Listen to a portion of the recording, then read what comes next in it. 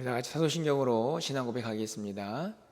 전능하사 천지를 만드신 하나님 아버지를 내가 믿사오며 그 외아들 우리 주 예수 그리스도를 믿사오니 이는 성령으로 잉태하사 동정녀 마리아에게 나시고 본디오 빌라도에게 고난을 받으사 십자가에 못 박혀 죽으시고 장사한 지 사흘 만에 죽은 자 가운데에서 다시 살아나시며 하늘에 오르사 전능하신 하나님 우편에 앉아 계시다가 저희로서 산 자와 죽은 자를 심판하러 오시리라. 성령을 믿사오며 거룩한 공회와 성도가 서로 교통하는 것과 죄를 사하여 주시는 것과 몸이 다시 사는 것과 영원히 사는 것을 믿사옵나이다. 아멘. 우리 찬송가 312장입니다. 너 하나님께 이끌려 찬양드립니다. 312장입니다.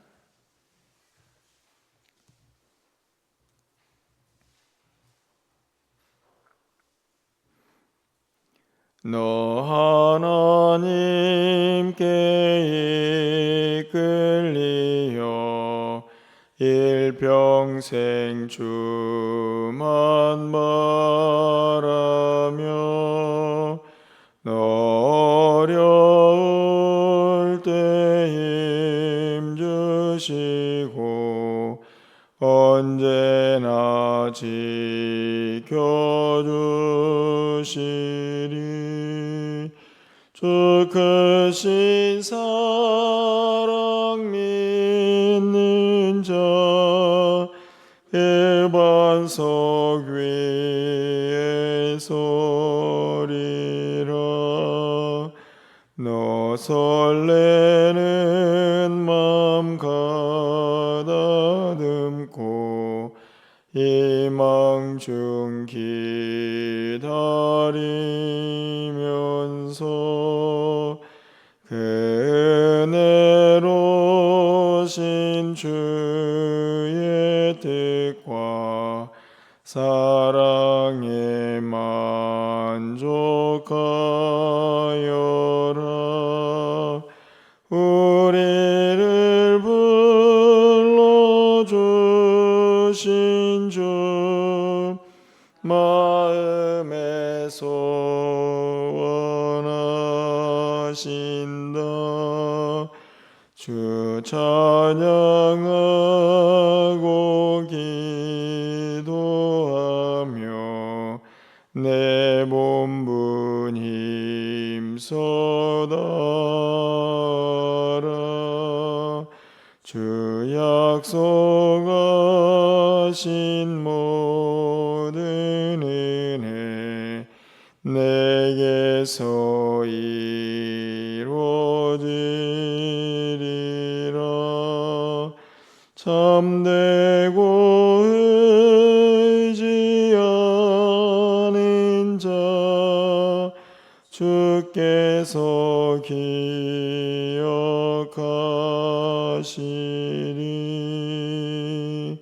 아멘.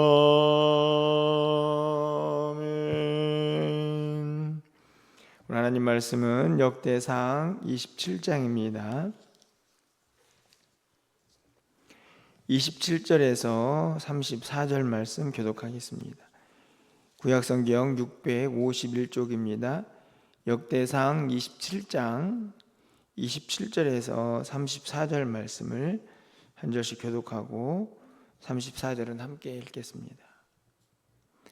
라마 사람 시므이는 포도원을 맡았고 스밤 사람 삽디는 포도원의 소산 포도주 곳관을 맡았고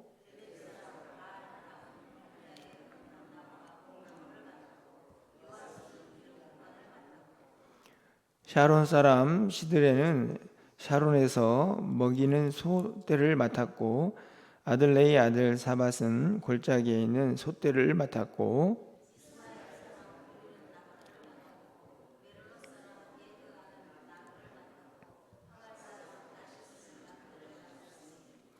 다윗 왕의 재산을 맡은 자들이 이러하였더라.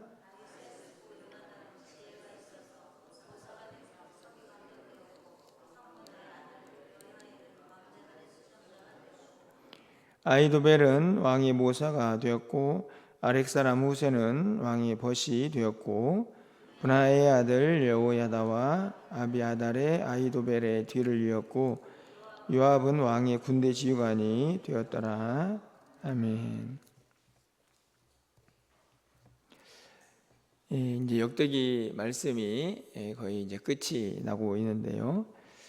후반부의 대부분의 이야기들은 다윗이 성전에서 일하는 레위인들을 이제 세우고 그들의 이름이 이제 기록된 내용들이 주를 이룹니다. 앞에 부분까지 우리가 그 내용들을 살펴보았다면 이 27장에서는 이제 거의 마무리 단계로 세 가지 어떤 직무들이 정리가 되는데요. 가장 먼저는 이제 우리가 읽진 않았지만 군대 조직이 이제 재편이 되고, 또 한 가지는 12지파의 지도자들이 이제 세워지는 그런 모습이 기록이 됩니다. 그리고 우리가 읽은 이제 후반부에는 다윗의 이 왕가의 재산을 관리하는 여러 사람들의 이야기가 기록이 되고, 또 다윗과 함께했던 사람들의 이야기가 이제 마지막으로 기록되고 있는 것을 이제 볼 수 있습니다. 어떻게 보면 되게 단순해 보이는데요. 근데 실제적으로 우리가 알다시피 다윗 왕조는 하나님의 아들인 예수 그리스도가 이 땅에 오시는 그런 왕조의 기틀이라고 우리가 말할 수 있습니다. 그러니까 한 개인의 어떤 이제 왕조가 세워졌다 이런 개념이 아니고, 하나님께서 약속하신 대로 어떤 하나님의 나라를 이루어가기 위한 기초가 세워지고 있음을 이제 우리는 깨달아야 한다 하는 것이죠. 어떻게 보면은 그 안에 있는 어떤 성전의 여러 가지 모습들, 또 그곳을 섬기는 사람들, 또 오늘 군대의 사람들, 또 지파의 지도자들, 또 왕의 재산을 관리하는 모든 사람들의 그 이름들이 결국은 함께 모여서 하나님 나라를 이루어가는, 조금 좁게 말한다면 교회를 이루어가는 그런 모습들과 많이 닮아 있다, 이렇게 해석을 할 수가 있다는 것입니다. 가장 먼저 좀 간단히 그 면면을 좀 살펴보게 되면요, 군대 조직이 이제 상반부에 등장이 됩니다. 1절 이제 하반절 말씀을 좀 가서 보시면 27장 1절 하반절에 그들의 숫자대로 반이 나누니 각 반열이 24,000명씩이라 1년 동안 달마다 들어가며 나왔으니, 이렇게 되어 있습니다. 이 말은 이제 이 이스라엘을 이제 관리하는 군대 조직인데요. 이제 한 그룹이 24,000명으로 그렇게 구성이 되어 있고, 그렇게 12그룹이 이제 나누어집니다. 그래서 이제 한 달에 한 번씩 이렇게 군대에 복무를 하게 되는 그런 내용이 기록이 되어 있습니다. 그러니까 24,000명씩 이제 매월 한 달을 섬기고 다시 자기의 삶의 터전으로 돌아가는 아마 그런 형태가 되지 않았을까 생각이 듭니다. 이 당시에 그러니까 군대 조직은 계속해서 군대 한번 들어가면 이제 계속 머물러 있는 사람들이 아니고 이제 한 달에 한 번씩 계속해서 이렇게 돌아가는 그런 형태를 가지고 있었다 하는 것을 알 수가 있죠. 뿐만 아니라 이제 왕의 재산을 관리하는 사람들도 보면 거기에 보니까 어떤 사람은 곡간을 맡기도 하고, 어떤 사람들은 양떼, 소떼를 맡기도 하고, 또 포도원을 맡기도 하고, 또 여러 가지 이제 모습들의 사람들이 등장을 하면서 청지기적인 이제 사명을 감당하고 있는 것을 보게 됩니다.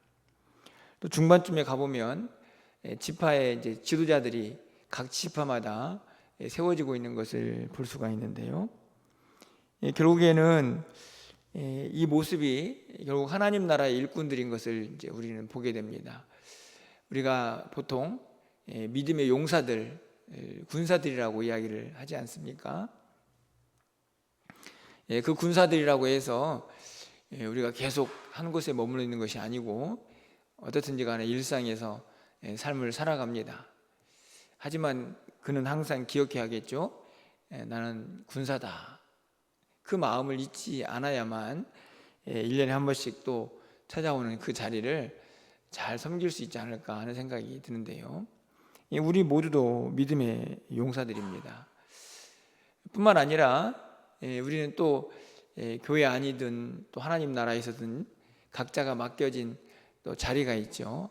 그 자리에서 사명을 또 감당해야 하고, 그 가운데에는 교회의 살림을 책임지는 분들도 있고, 또 하나님 나라에서 일할 때에도 여러 가지 모습으로 또 그 일들을 감당하게 됩니다. 단순해 보이지만 결국 이 한 사람 한 사람들의 이름들이 모여서 결국에는 하나님의 나라가 세워져 가고 있다 하는 것을 우리는 생각해 보게 되는 것이죠. 결국은 사람입니다. 제가 이름들을 이렇게 보면서 여러분 이 이름들을 얼마나 알고 계십니까? 우리가 이 이름들, 물론 이제 거기에는 익숙한 이름들도 좀 있죠. 또 생각해 볼 이름들도 있습니다. 그런데 결국에는 우리가 잘 알지 못하는 이름들을 이렇게 낱낱이 기록해 놓은 이유는 결국 마찬가지 아닙니까? 우리의 이름도 결국에는 누군가 사실은 알아주지 않을 수도 있습니다.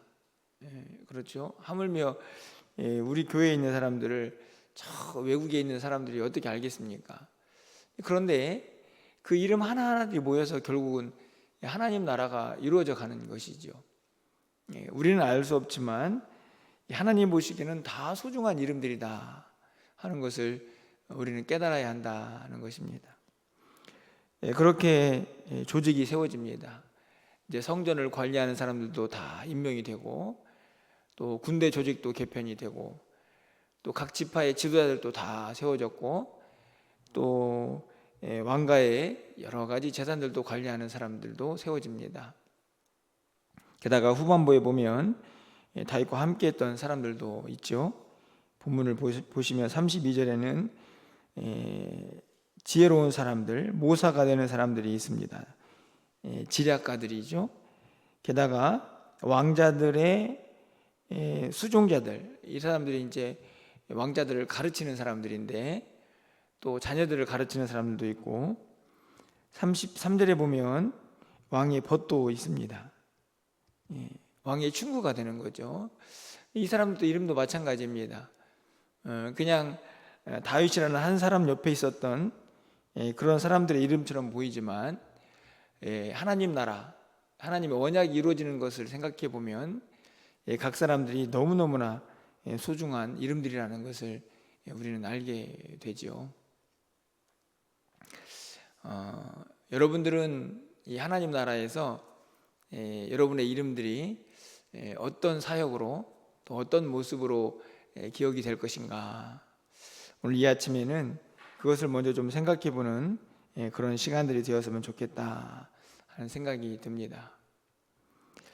아까도 말씀을 드렸지만 세상 사람들이 보기에는 우리의 이름이 그렇게 특별해 보이지 않을 수도 있고, 어떻게 보면은 그들과는 좀 비교했을 때 그들보다 더 못해 보일 수도 있지만, 하나님 나라에서 그 이름은 너무너무나 소중한 이름들이라는 사실을 잊어서는 안 되는 것이고, 그 생각들이 있어야만 저는 각자의 자리에서 내가 어떤 일을 맡든지 간에 최선을 다해서 그 일을 감당할 수 있게 될 것이다 하는 생각들을 갖게 됩니다.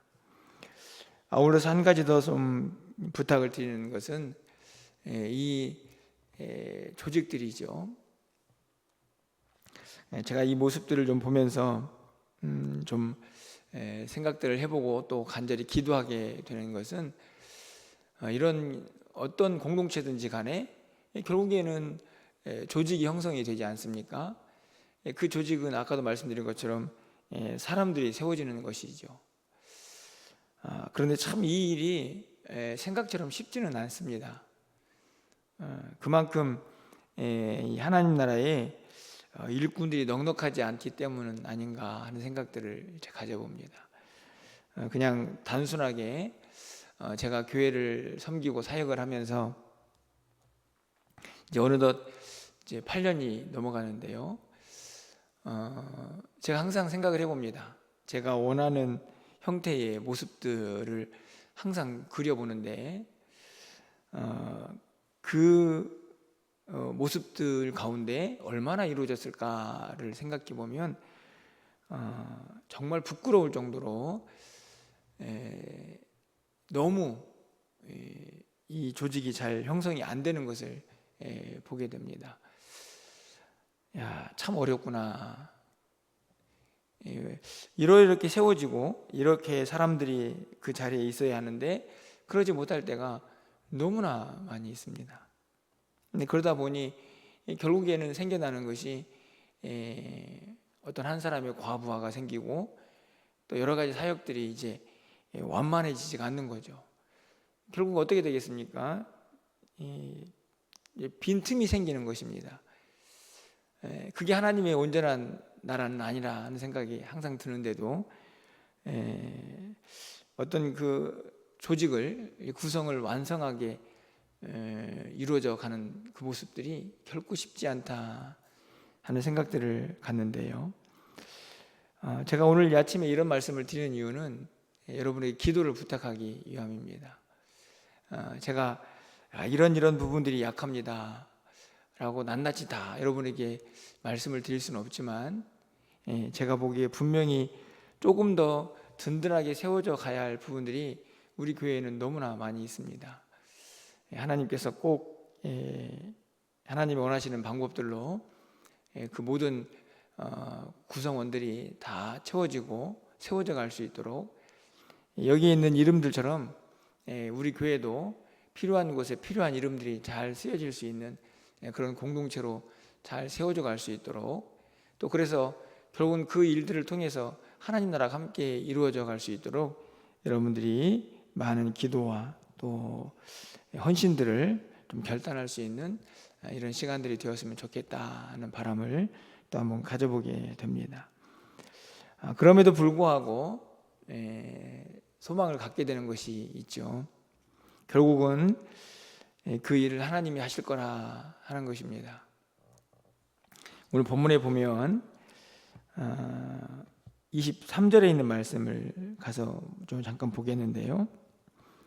어떻게 보면 조금 엉뚱한 이야기처럼 보이는데 다윗의 인구조사에 대한 기록이 언급이 됩니다. 23절 말씀에 보면 이스라엘 사람의 20세 이하의 수요는 다윗이 조사하지 아니하였으니 이는 여호와께서 전에 말씀하시기를 이스라엘 사람을 하늘의 별같이 많게 하리라 하셨습니다. 이렇게 기록이 되어 있습니다. 갑자기 이제 인구조사의 이야기가 나오죠. 우리가 알다시피 다윗의 인구조사는 하나님의 뜻을 거스르는 것이었기 때문에 실패했습니다. 그래서 전염병이 돌아서 많은 사람들이 죽었죠. 어떻게 보면은 인간적인 생각들을 이제 확인하고 싶었던 다윗의 실패라고 볼 수 있는데요. 오늘 본문에 보니까 그 말씀을 그대로 인용을 하면서 끝에 있는 말씀을 보니까 여호와께서 전에 말씀하시기를 이스라엘 사람을 하늘의 별같이 많게 하리라 하셨습니다. 이렇게 기록이 되어 있습니다. 다윗은 인간적인 마음으로 인구조사를 했고 결국에는 그것이 하나님의 진노를 일으켰지만 그 당시의 모습을 보면 이미 이스라엘 백성들은 많은 숫자로 하늘의 별과 같은 그런 비유가 적용이 될 만큼 든든히 서 있었다는 것을 우리는 알게 되죠. 이 구절 하나는 두 가지 모습을 그대로 드러냅니다. 연약한 인간 다윗과 그럼에도 불구하고 하나님의 언약을 신실하게 이루어 가시는 그 하나님의 섭리이죠. 여러분 우리가 알다시피 하늘의 별과 같이 많게 될 것이다. 그 말은 다윗에게 해당되는 것이 아니고 여러분 언제 하나님께서 약속하신 내용인가요?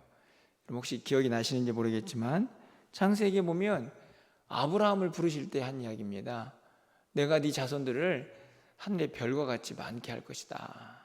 이렇게 약속을 하셨거든요. 그리고 나서 그 약속이 이제 하나님 나라의 시작이라고 할 수 있는 다윗에게서 확인이 되고 있는 것입니다. 그런데 참 아이러니하게도 그 가운데에서는 연약한 인간의 실패가 함께 기록이 되어 있는 것이죠. 이 무엇을 의미합니까? 사람은 무너지고 사람은 실패할 수 있어도 하나님의 약속은 반드시 신실하게 이루어질 것이다 하는 그 말씀인 것이죠. 우리가 연약하고 때로는 우리의 모습들이 참 실망스러울 때도 많이 있지만, 그럼에도 불구하고 포기할 수 없는 이유는 우리가 믿고 있는 신실하신 하나님 때문입니다.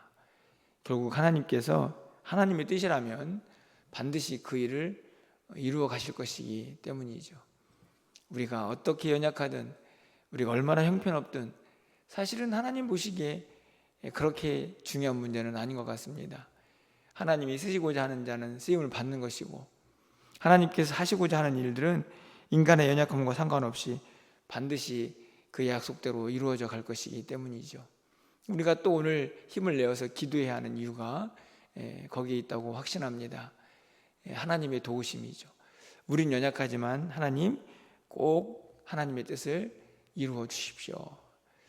우리 자신을 통해서, 또 우리 교회를 통해서, 또 이 땅에 있는 많은 하나님의 교회를 통해서 반드시 하나님의 나라가 이 땅 가운데 이루어지게 하시고 주님의 뜻을 이루어 주옵소서. 사실은 그게 주기도문의 기도 아닙니까? 그렇죠? 결국 주님께서 우리에게 가르쳐 주신 그 기도가 하나님의 마음이고 하나님의 뜻이다 하는 사실을 저는 또 새삼스럽게 오늘 본문을 통해서 또 생각해 보게 됩니다. 오늘 말씀을 통해서 조금은 내용이 조금 산만해 보일 수도 있겠지만 여러분 꼭 기억하시기를 바랍니다.